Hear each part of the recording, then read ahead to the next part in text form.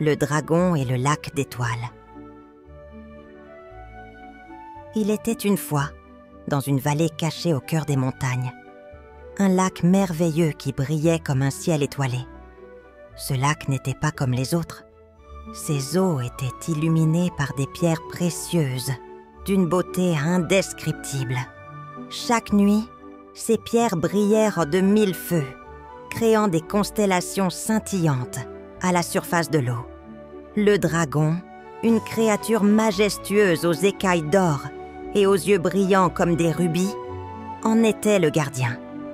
Il s'appelait Ember, et depuis des siècles, il veillait sur le lac d'étoiles. Ember avait un rôle très important. Chaque pierre précieuse dans le lac possédait une magie puissante qui maintenait l'équilibre entre le ciel et la terre. Le dragon était le seul à pouvoir protéger ce lieu magique des dangers. Son souffle de feu était assez puissant pour repousser toute créature malfaisante, et ses ailes immenses pouvaient couvrir le lac en un seul battement. Un matin, alors qu'Ember se reposait sous un arbre, il entendit des voix. C'étaient les animaux de la forêt, venus lui rendre visite. Il se redressa et aperçut un petit groupe composé d'une chouette sage, d'un renard rusé et d'un cerf majestueux. « Bonjour, Ember », dit la chouette, qui volait en cercle autour de lui. « Comment va le lac aujourd'hui ?» Ember sourit et secoua sa tête. « Le lac est aussi calme que d'habitude. Les étoiles brillent toujours, et je veille sur elles. » Le renard, curieux comme à son habitude, se pencha un peu plus près de l'eau. « Tu sais, Ember, les étoiles sont magnifiques cette nuit. Je me demande comment tu fais pour protéger ce trésor si précieux. » Le dragon hocha la tête. « C'est mon devoir. Chaque pierre est unique, et je suis le seul à connaître leur pouvoir. Mais ces pierres ont besoin d'être protégées, non seulement de ceux qui veulent les voler, mais aussi de ceux qui pourraient nuire à l'équilibre de ce monde. » Le cerf, qui était toujours très sage, posa une question sérieuse. « Ember, est-ce que tu ne te sens pas seul parfois à protéger tout cela ?» Le dragon fixa les étoiles pendant un moment, pensif. « Parfois, oui. Mais je suis le gardien du lac, et c'est ce qui me donne un sens à mon existence. C'est un rôle important, et je ne pourrais pas imaginer une autre vie. » Les animaux hochèrent la tête en signe de respect. Puis la chouette, les yeux brillants de malice, dit « Nous savons que tu fais bien ton travail, mais ne t'inquiète pas, Ember. Nous veillerons sur toi aussi, au cas où. » Le dragon sourit et les regarda s'éloigner. Tandis qu'il partait, il sentit une étrange sensation, comme si quelque chose allait bientôt perturber sa tranquillité. Mais il ne pouvait pas savoir ce que l'avenir lui réservait. Ember retourna près du lac, les ailes repliées contre son corps. Il se coucha sous un vieux chêne, observant les pierres précieuses et les étoiles dansantes. Tout semblait parfait, mais au fond de son cœur, il sentait qu'un danger approchait. Un danger qu'il n'avait jamais vu venir. Néanmoins, il savait qu'il ferait tout pour protéger ce lieu sacré.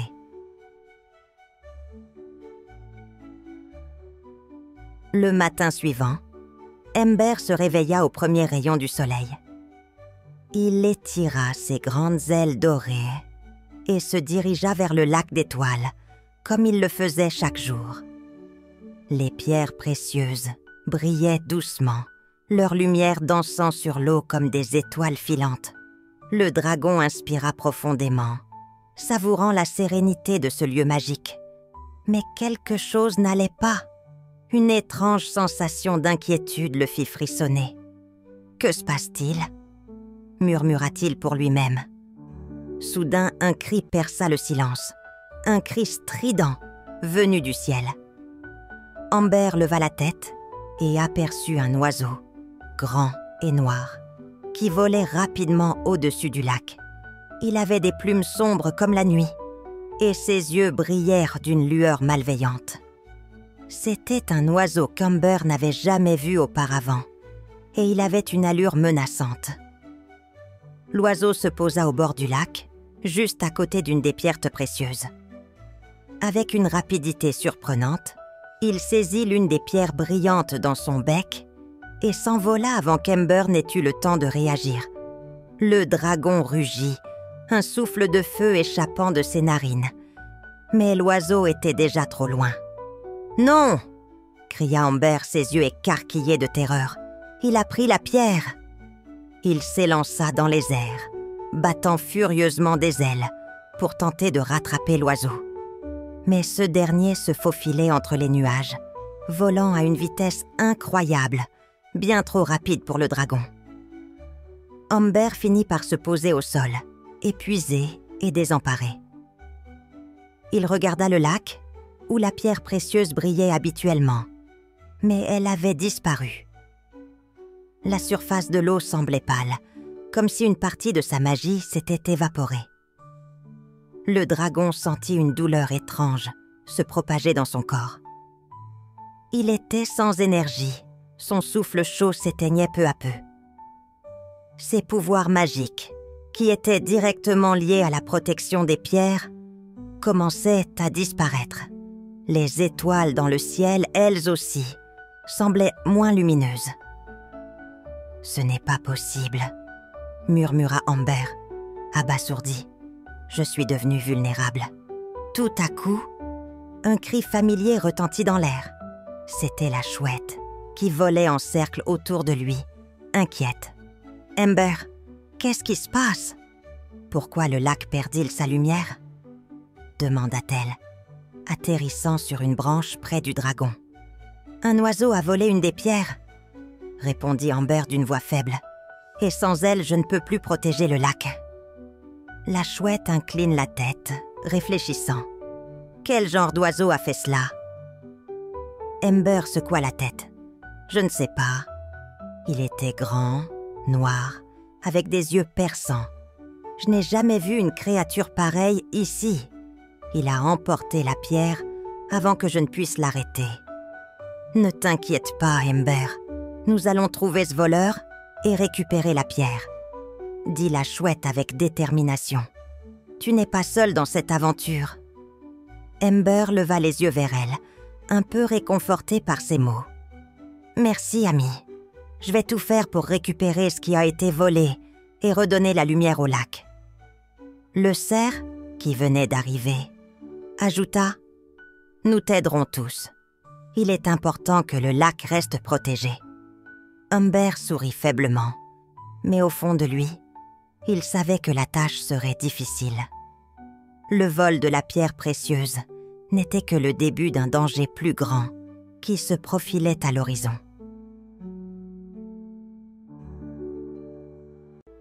Amber, désormais affaiblie, se tenait près du lac, ses yeux scrutant l'horizon à la recherche de l'oiseau qui avait volé la pierre précieuse. Il savait que la tâche qui l'attendait serait difficile. Sans la magie de la pierre, ses pouvoirs étaient affaiblis et le lac d'étoiles, autrefois resplendissant, commençait lentement à perdre sa lumière. Pourtant, il ne pouvait pas abandonner. Il devait retrouver la pierre, coûte que coûte. La chouette, perchée sur une branche haute, observa la scène. « Amber, nous devons agir rapidement. Plus nous attendons, plus la lumière du lac s'éteindra, et avec elle, l'équilibre entre le ciel et la terre. » Le dragon hocha la tête. « J'ai peur que l'oiseau soit bien plus rusé que je ne l'avais imaginé. Il m'a échappé une fois, et je crains qu'il ne me trompe encore. » Le cerf, qui s'était avancé, se pencha pour poser une patte rassurante sur l'épaule du dragon. « Ensemble, nous réussirons. Nous connaissons la forêt et ses recoins. Suivons sa trace et nous retrouverons l'oiseau. » Amber prit une grande inspiration, cherchant la force qui lui restait. « D'accord, allons-y. » Les trois amis prêts à tout pour aider le dragon, commencèrent leur périple à travers la forêt dense. Le cerf se faufilait entre les arbres avec agilité, ses sens aiguisés détectant les moindres signes de passage. La chouette, elle, volait au-dessus d'eux, surveillant chaque mouvement, ses yeux perçants scrutant le ciel à la recherche de l'oiseau. Le chemin était long et semé d'embûches. Ils traversèrent des rivières tumultueuses, des montagnes escarpées et des vallées obscures. Chaque étape les rapprochait un peu plus de l'oiseau et de la pierre volée. Mais malgré leur détermination, l'inquiétude restait dans l'air. Le dragon était fatigué, ses ailes lourdes, et la magie du lac semblait s'éteindre à chaque instant. Un soir, alors qu'il campait près d'une grotte, la chouette observa le dragon, son regard rempli de compassion. « Humber, tu ne peux pas continuer sans te reposer. La recherche sera encore plus difficile si tu es épuisé. » Humber soupira. « Je ne peux pas me permettre de m'arrêter. Le lac a besoin de moi. » Le cerf, se joignant à la conversation, dit doucement « Tu n'es pas seul, Humber. Nous sommes là pour te soutenir. Nous ferons tout ce qui est nécessaire pour retrouver la pierre. Mais nous devons nous reposer, ou tout sera en vain. » Le dragon réfléchit un instant. Finalement, il se résigna et se coucha près du feu. « Très bien, mais demain nous repartons à l'aube. » Au matin, après une nuit de repos, Humber se sentit légèrement mieux. Il remercia ses amis pour leur soutien et, ensemble, ils reprirent leur route. Les arbres s'éclaircissaient peu à peu, indiquant qu'ils approchaient des terres inconnues, au-delà de la forêt. Là, la terre était plus rude et le vent soufflait fort. Ils savaient que l'oiseau avait dû se rendre dans ces régions éloignées, là où peu de créatures osaient s'aventurer. La chouette s'arrêta soudain dans les airs, ses yeux fixant quelque chose à l'horizon. « Là-bas !» cria-t-elle. « Je vois des traces dans le sable. Elles sont fraîches. » Humber sentit un espoir renaître en lui. « C'est lui! Nous l'avons trouvé !» Sans perdre un instant, ils se précipitèrent vers les traces. L'aventure touchait à son apogée, et le dragon savait que la dernière étape de leur quête serait décisive. Il fallait récupérer la pierre avant qu'il ne soit trop tard.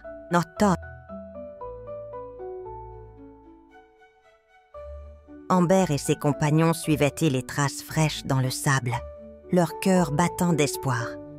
La chouette volait au-dessus d'eux, scrutant le ciel, tandis que le cerf, silencieux mais déterminé, menait le groupe à travers le terrain escarpé. Le vent soufflait fort, mais le dragon n'y prêta guère attention, ses yeux fixés sur l'horizon. Chaque pas les rapprochait un peu plus de leur objectif: récupérer la pierre volée et restaurer la magie du lac d'étoiles. Après plusieurs heures de marche, ils atteignirent une vaste vallée désertique. Les traces dans le sable devenaient plus nombreuses, et Humber sentit une lueur d'espoir. « Nous y sommes presque. Je peux sentir la présence de l'oiseau, » dit-il, sa voix tremblante d'anxiété. Tout à coup, un cri perça le silence. C'était un cri strident, familier, celui de l'oiseau malfaisant. L'oiseau noir, qui tenait la pierre précieuse dans son bec, se tenait là, sur un rocher escarpé, un sourire malicieux dans les yeux. « Tu n'iras pas plus loin, dragon !» ricana l'oiseau. « La pierre est désormais mienne, et rien ne pourra l'arrêter. » Humber, ses ailes déployées, s'éleva dans les airs, faisant face à l'oiseau. « Tu n'as pas le droit de voler cette pierre. Elle appartient au lac d'étoiles, et tant que je serai là, je ferai tout pour la protéger. » L'oiseau éclata de rire. « Tu crois vraiment pouvoir m'arrêter ?» Il agita sa tête, et les étoiles qui brillaient autour de lui semblèrent se ternir. « Ta magie est faible, dragon. Elle est partie avec la pierre, et sans elle, Tu n'as plus de pouvoir. » Amber sentit une vague de désespoir l'envahir. Il savait que l'oiseau avait raison. Sans la pierre, ses pouvoirs magiques étaient limités. Il ne pouvait plus se battre de la même manière. Mais quelque chose en lui refusait d'abandonner. Il se rappela les paroles de ses amis. « Tu n'es pas seul. Je peux encore me battre, » murmura-t-il. La chouette, perchée sur une branche proche, se tourna vers lui. « Amber, nous allons t'aider. Ensemble, nous pourrons y arriver. » Le cerf se précipita en avant, se positionnant juste en dessous de l'oiseau. La force du lac ne réside pas seulement dans la pierre, mais dans l'unité de toutes les créatures qui le protègent. L'oiseau hésita un instant, perturbé par la soudaineté de l'intervention. Il n'avait pas prévu que les amis d'Amber viendraient à son secours.